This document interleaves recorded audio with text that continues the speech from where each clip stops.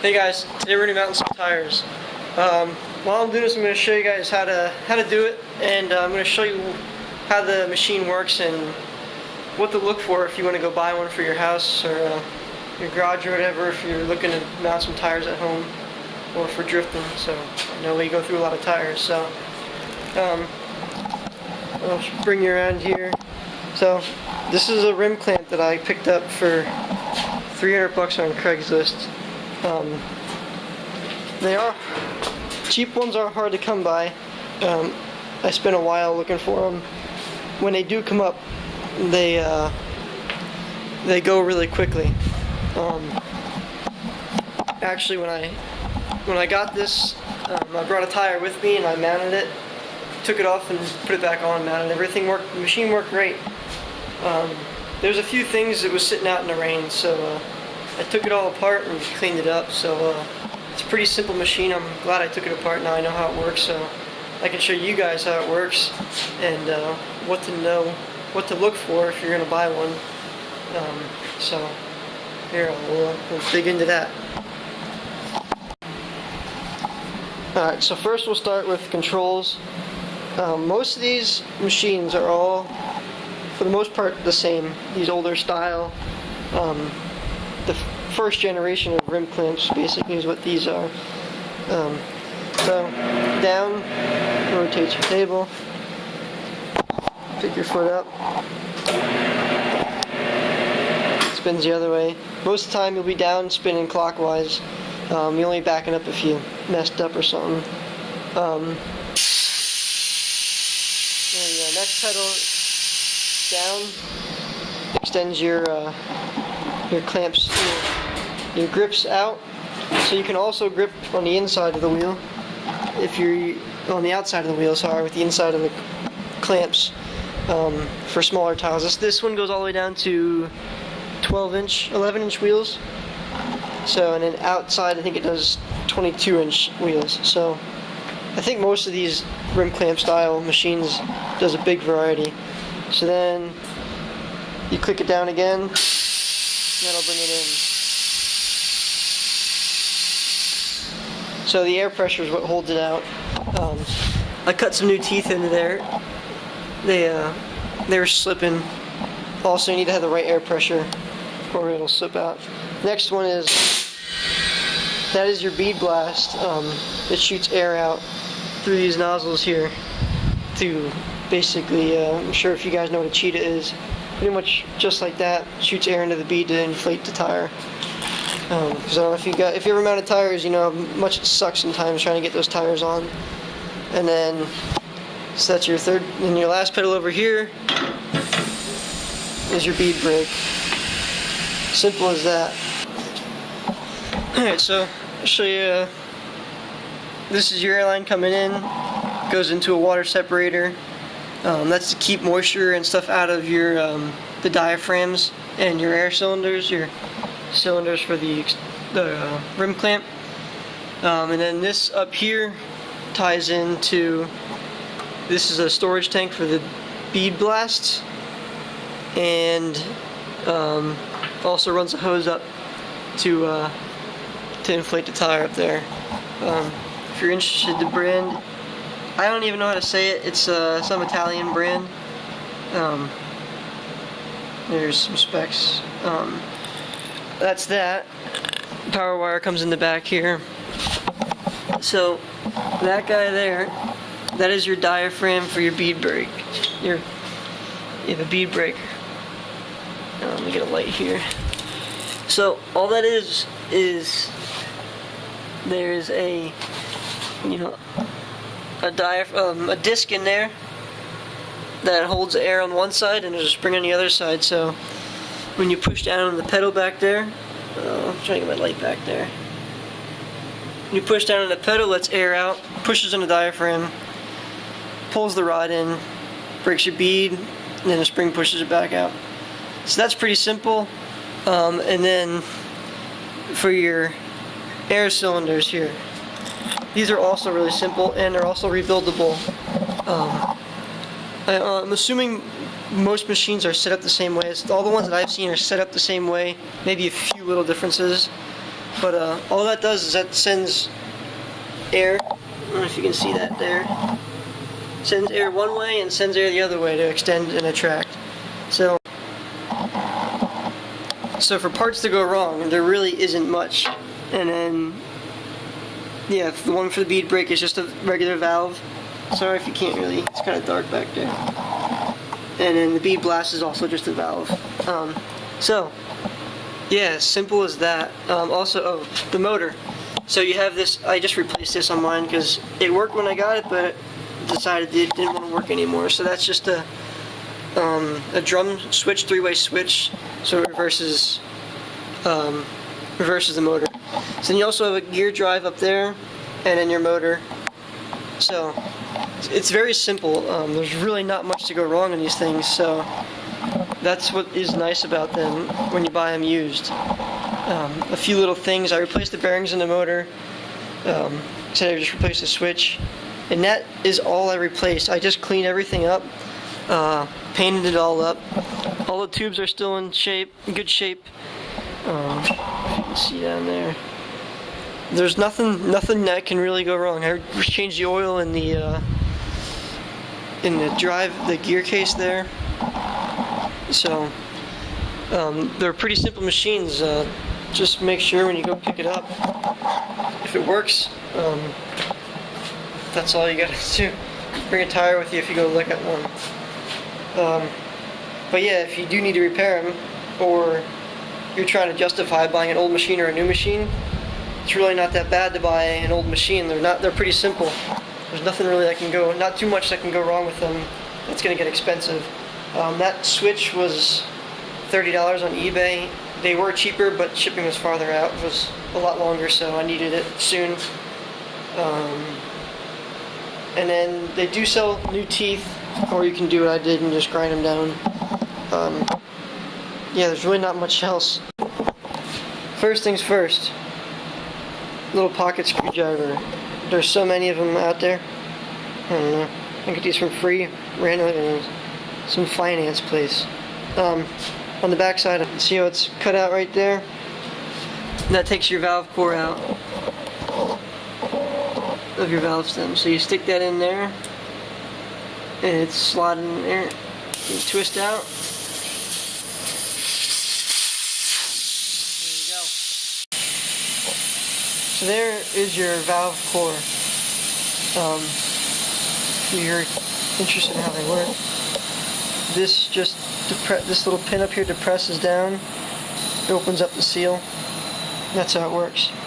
But things to look out for. If I can find myself here. That little pin there, if that gets bent and sticks in there, it'll leak.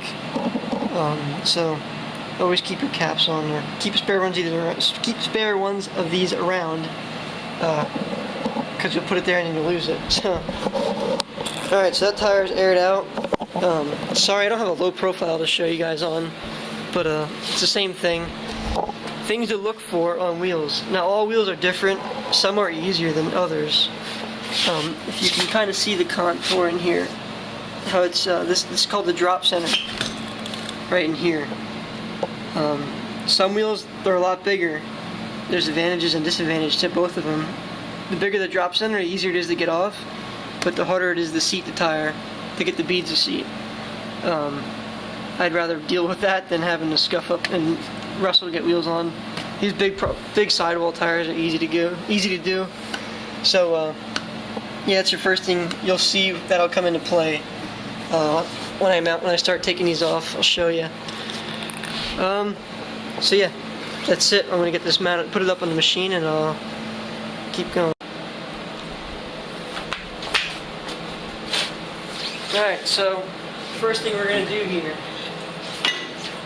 set the tire up, stick that right in there. That piece that I'm pointing at right there, that is what sticks into the tire and breaks the bead off. I've noticed that on bigger wheels it doesn't work as well. It kind of hits the wheel and doesn't bite in next to the bead, and if you're really stuck on tire, it'll slip off the sidewall, and you won't be able to get the tire off that well. I think some of the newer machines, the heads they're flatter or made for bigger diameter wheels, but it works as long as the tires aren't stuffed on there too hard. Smaller wheels works just fine. So just shove that right in there. Pick your pedal.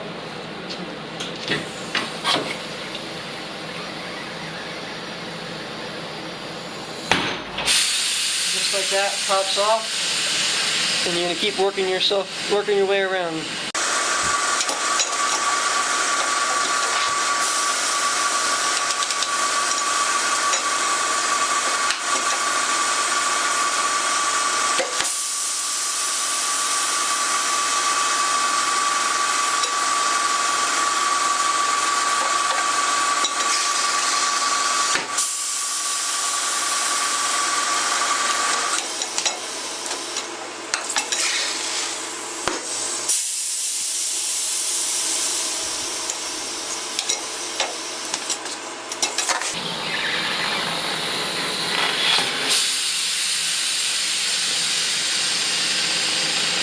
Alright, so I always do this backwards because I always forget, but you want to break your back bead first, because then, since like I was saying, the drop center is all the way in here, you want to push the tire and get the bead as far as you can in there.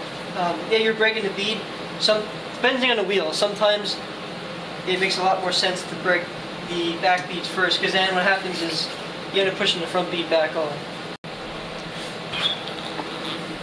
Alright, so now we got the bead broke. Set that up here.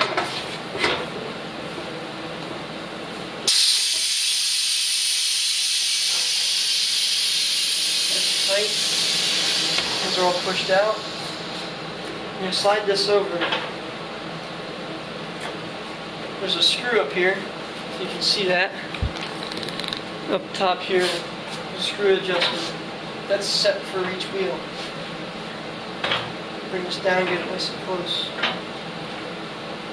You can see that there, that just moves this in and out and closer to there. So that's too close. You don't want it against. We're going to set the height here with this handle. That just pushes over and locks that in. So we're going to get that right down, right off the top of that. I'm going to clamp that down. So you can see. There we go. So now, if you see what I was talking about before with the drop center, you can see in there. Maybe you can't.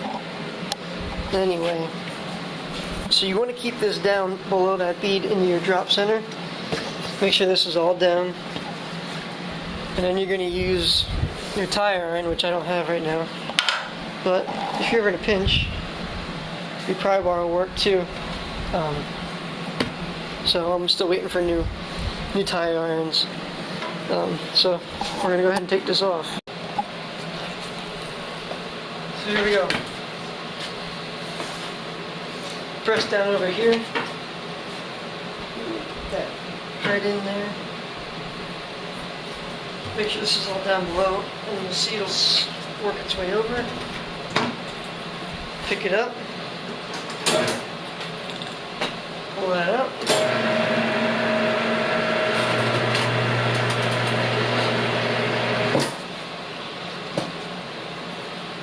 And sometimes that bottom bead sticks on there.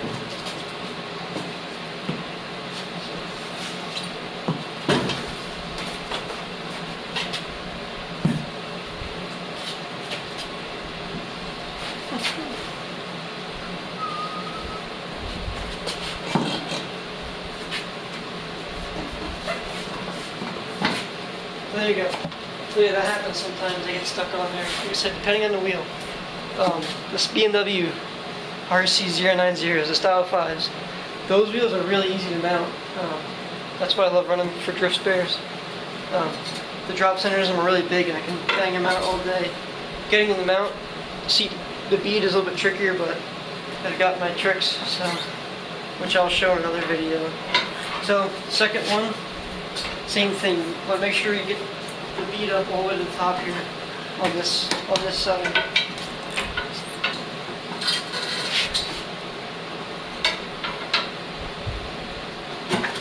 Pull that right up there, hold up on the tire.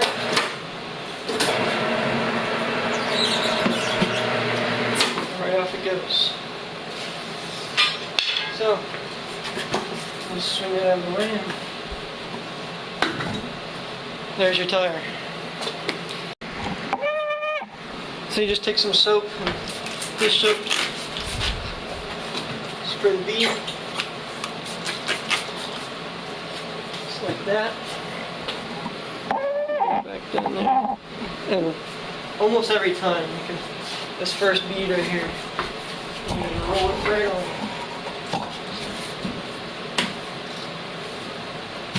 Just like that. So, bring this back over. They already set here.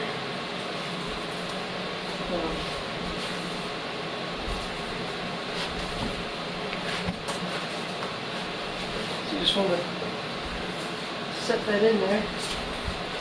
That one goes underneath there. Pedal again.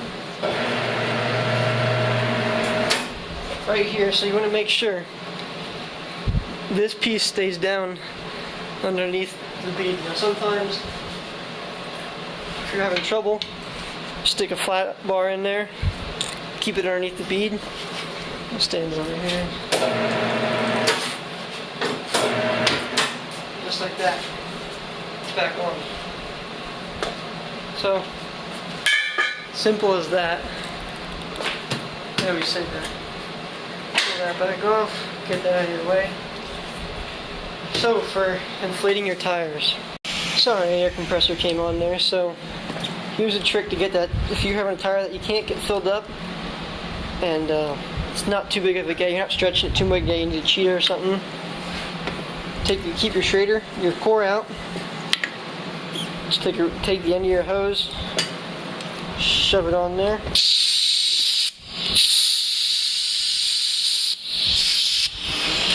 So you can get it on here now. There we go. And then fill it up. Make it pop.